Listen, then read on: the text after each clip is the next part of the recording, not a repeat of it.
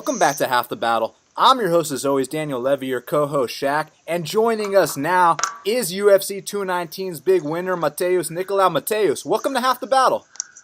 Hey, thank you, Daniel. It's an honor to be here and be able to talk a little bit about my career and everything that comes together. Man, it's great to have you on here, and first thing I gotta ask you is, how did you get your boxing on the level of your jiu-jitsu? Because I know that you go way back with your jiu-jitsu, man. A lot of people don't know you're a world championship jiu-jitsu guy, but what they know you for in the UFC is your boxing. How did you get your boxing on the level of your jiu-jitsu? Uh, it first started when I first met a friend of mine in Nova União, Roberto Curvo. He is a MMA professional fighter. He was with me in my last fight, and since I met him, he's always with me. And that guy, he really, really loves boxing. He came from the Tino Gator before I met him at Nova União, and he really loves boxing. He started training box with Fabio Maldonado, the former UFC fighter. I don't know if you remember him, Of course. Fabio Maldonado. And then he started showing me boxing, and then I started to studying a lot. I really dedicate myself for boxing. And I even compete some amateur boxing competitions. And when I was without fighting MMA, I spent like a year without fighting MMA. Back on the days was like difficult to find fights and stuff. And then I dedicate myself so much to boxing. And who makes me love boxing the way I love jiu-jitsu and the way I love MMA was Roberto Curvo. We studied a lot together. We used to watch fights together and everything. And after that, of course, I always trying to keep improving and evolving. And then I went to São Paulo to train with my coach, Alex Cardoso. That's a very, very talented guy, a really, really good coach. He ended up his professional career with 21 fights and 21 victories. And man, since I met Curvo and I started loving boxing, I started improving and traveling for training and stuff. And for that fight specifically, I trained with Alex Cardoso, that is one of my boxing coach, and Ivan de Oliveira Pitu, that is a very, very good boxing coach too, especially for MMA. And that's why I was so sharp in my boxing in that match. Now, Matheus, you are one of the youngest guys in the flyweight division, ranked inside the top 15. You've already beaten two top 15 guys. And you did say that you were at Nova União for 5 years, training with Aldo, Henan, Dantes, Barral. I mean, and you're only 24 years old. Training with those guys at such a young age, do you think that's prepared you for what you're about to take on in the future? Yeah, of course. That's what I'm looking for in my career. I am from Belo Horizonte. Is from Minas Gerais, a state in Brazil. And when I was 17, I just moved on to Rio de Janeiro and I started living alone without my family and everybody. When I was 18, living in Rio de Janeiro, I went to a favela for the first time and it was for living. And I lived over there for 4 years in a favela. And then after that, I went to Jacksonville to keep improving, keep looking after better trainings and everything. And right now, I make my training camp at Demian Maia in São Paulo, Vila da Luta, with a lot of great guys. So I'm living for that. I don't say that I training only and I have a fight and stuff like that. I live for that 24/7. And that's what I've been building. I've been building my legs little by little. And when the big challenge comes, I will be ready for taking it. Matheus, can you tell me about your approach, about how you choose specific places to train at? For example, with the Moraga fight, you knew that, hey, I need to be able to go 3 rounds hard. So you went to Greg Jackson's in the elevation, and obviously you got the win. Then for Smolka, he loves to scramble. So you went with Damian Maia, the best jiu-jitsu guy in the UFC. So can you tell me how you do these specific fight camps? Yeah, everything was kind of sorry for the dog. Oh, it's okay. Everything was kind of natural. I used to say that I can see how blessed I am by the people who I have by my side, and this happened so natural. So first, talking about Nova União, I was in Switzerland. I was making a fight over there, and then my friend Igor Araújo, a former UFC fighter too, he came to me and said, "Hey, you must go to Rio de Janeiro. It's near to your city, and for now, it's the best place for lightweights. You have to go there." And then I went over there, spent some time, and then I was traveling with Claudia Gadelha. She was doing some promotion for her fight against Joanna for the second time, and we ended up fighting the same day. But until that time, I didn't know about that. And Jon Jones was back on fighting. He was supposed to fight against Sam Cruz, I guess. And then one day before the waiting, he came at me. He didn't know me. He came at me and started talking with me, making questions and stuff. And it was kind of impressive that him, man. He's like getting back after a while without fighting. He's losing weight. It's one day before the waiting, and he came at me and started making questions and being such a nice guy. I really liked that. I want to go to that gym. And then I talked with Igor, that same guy who sent me to Nova União, because I knew that before he made some training camps at Jackson Wink. And then, I don't know, was like so natural, and he was at Jackson Wink exactly on that moment that I called him, but I didn't know about it. And he said, "Hey, come here, let's go training here. I can make you know like Coach Wink and stuff, and I can introduce you here. Come here." And then I just fly back to Rio de Janeiro, put all my stuff back in my house in Belo Horizonte and go there. But the first idea was there for only one for making a training camp, a little bit more for the 1 month, just for try to improve and new things and try to challenge myself. But then they closed my fight to Moraga, and I was there already. And I said, "Hey man, I'm liking the training here. Everybody treats me so well. I was training with Jon Jones almost every day and fought Moraga twice. I know Coach Nick fought Moraga twice with Jon Jones. I said, hey, maybe it's a good opportunity to stay here on a high level training camp, and I just stayed over there and made my fight against Moraga. It was really good. And now, after everything happened in my career, the doping stuff, I go back to Belo Horizonte. I wish to spend some time with my family and stuff. And then I already met the Damian Maia's guys on the Ultimate Fighter because they was all the coaches was the same coach that was coaching the team Shogun, the team that I was in the Ultimate Fighter.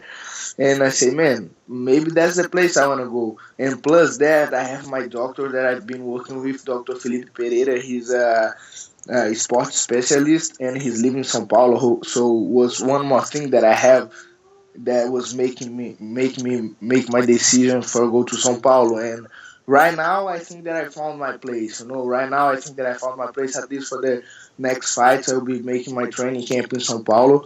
I like to travel. I like to challenge myself. I like to get out from the comfort zone. But talking about training camps and make my base will be São Paulo at Vila da Luta de Maia for sure. What was it like training with the greatest fighter of all time, Johnny Bones Jones? Man, it was like so motivated, and he was there in the gym every day. And he was not only that, I didn't train with him, of course, because he's a light heavyweight and he have other training parts, and I'm a flyweight. But just having him on the training and his energy, he came to me like every day. He talks to me. He kind of likes to watch me training, and he always after his training, because the heavyweights training before the lightweights in sparring day. So after his training, he always stay there and watch my training. It was something really, really that motivated me. It was a huge honor, and I hope to see him again. Soon as possible. I think can met him and have a good talk and wish him everything that I want to him. And Matheus, going into the Louis Smolka fight, he had lost three in a row, but I mean, his toughness was insane in that fight. Was that the toughest guy you fought in terms of toughness? Because I mean, you dropped him three times in the first round, and I mean, he just would not go away. And we know how anytime a Brazilian and a Hawaiian gets together in that cage, it makes for fireworks. Yes, man, I knew that he was really tough, but I was kind of surprised. Three knockdowns in the first round, and not just the three knockdowns, he got a lot of body shots, all the fights. And he not just keeping trying to survive, but he was trying to submit me. When I put him on the ground after a knockdown, he was trying to submit me. Man, that guy is really tough. He has a big heart. He really proved that he's a samurai. But the only thing is that he's not the last, He's not the last samurai. We still have some over there. So, man, I got to ask you, what was the motivation for leaving Nova União? Because obviously you have the classic Nova União style. Your takedown defense is amazing. The striking's on point. Brazilian Jiu-Jitsu black belt. But you kind of knew you had to, expand your horizons. When was that moment that you knew, hey, maybe I should try some new things out? That was something that I have in my mind for a long time already. I always wanted to like travel and try new things. That's what I did in that year that I told was without fighting MMA. I do a lot and keep involved, that with me. I can be in that that I was still trying to like do different things, I'm afraid of stop and not involve anymore, I'm really, really connected to my evolution, and that was what motivated me, I want to try something new. But the idea, as I said, was not to like leave Nova União. Was like to spend only 1 month in Jackson Wink gym, but then they closed my fight, and I was there already. And I thought in that moment that was the best decision, was to stay there and make my training camp over there. As I said, my friend Roberto Covo, the guy who make me boxing, he was with me in Jackson Week, and he was one of my main trainer. More than André Pederneiras, he was always with me, make the strategies with me, and fighting with me. So he was there, and I felt that time that it was the best decision to stay over there. And while you were on your hiatus, you were invited to go down to Frankie Edgar's gym at Ricardo Almeida's. How was training down there like? Damn, was like a huge experience for me, not talking about martial arts, but talking as a human being. I could see how close they was with each other, how they treat everybody good. Frank Edgar is a very simple guy and very tough guy. It was an honor to be with him and be trained with him. And I went there, I was invited by Marlon Moraes, and the funny is how natural things happen in my life that I was talking to you. Like Marlon knew me because I trained with Timur Valiev. He's a Russian guy that I trained with him in Jackson Week, and he told about me to Marlon. And then when I met Marlon, I was with Damien in Hoboken training at Edge Wrestling with Cody Hamra. And then Marlinho came to train with us and said, "Hey, I know you, Timur talk about you and everything. Hey, I have a fight coming up. Do you want to come train with me?" And I was suspended by the doping, And as I said, I always training. I live for that. And I not only train for a fight, so I keep all that year. I keep training every day, doing everything that I could. And when Marlinho first invited me, I said, "Yeah, of course, let's do it right away." I went to Tom's River with him. I make all the training camp with him, so it was a huge experience for me. I involve a lot, and I make a very, very good friends. Like Marlinho is someone that will be always in my mind, always in my heart. Will be always cheering for him and sending him positive energy. Is that what kind of kept you motivated during your time off, man? Because when you have time off like that, and I know with a lot of fighters, the reason that you're in camp is because you have a fight coming up. You have something to be motivated for. So was going to Frankie Edgar's gym, did that kind of keep you hungry during your time off? Of course, was one of the things that keep me motivated. I try to motivate myself day by day, and I did some stuff to keep me motivated. One of those things that I did was get back on Jiu-Jitsu championship, Jiu-Jitsu tournament. I stopped to compete Jiu-Jitsu when I was a blue belt. When I have 17 years old, I make my MMA pro debut. Since then, I did not compete Jiu-Jitsu anymore. And then I was back like in a black belt, to the high level of competition. And then I say, "Hey man, let's do it, let's put my ego away and let's challenge myself." And that's what I did, and I did really good. I have really good results in jiu-jitsu. That was one of the things that keep me alive, and plus that, have that training camp with Marlon, have a training camp with my friend Saul Almeida, who lives in Boston. He fought for the CES belt, and he invited me. I was in Brazil. He invited me, "Hey man, want to come down here and help me train?" And say right away, "Hey, let's go." Not only for helping a friend, a very close friend that is Saul, but also for keep training, keep involving, meeting new people, And that's what I do. I live for that, and every opportunity that show up that I see that is good for me, I catch right away. I don't think twice. It's funny that you mentioned that, Mateus, because as the fight was starting, Joe Rogan mentioned that Mark Delagrade talked to him and said that when you visited his gym that you were putting everyone down. So he was very high on you. And another thing is, you're so young in the game. You've been around guys like Andre Pederneiras.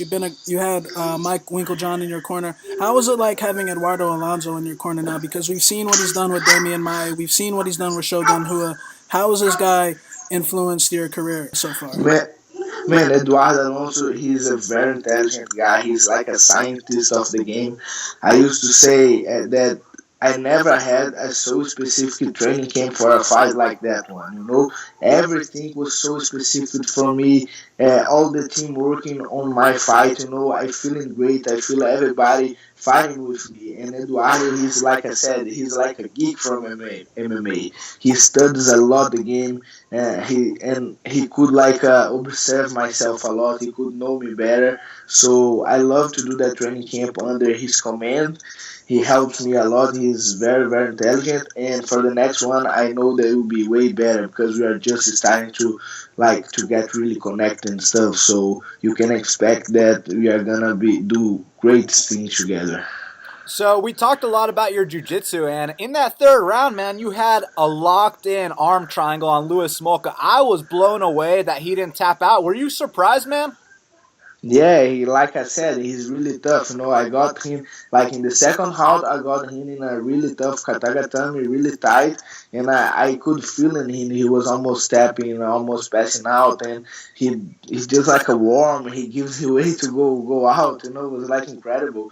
And then the third round again, I got him with we call it rear naked choke. I guess Yeah, was yeah. some of it.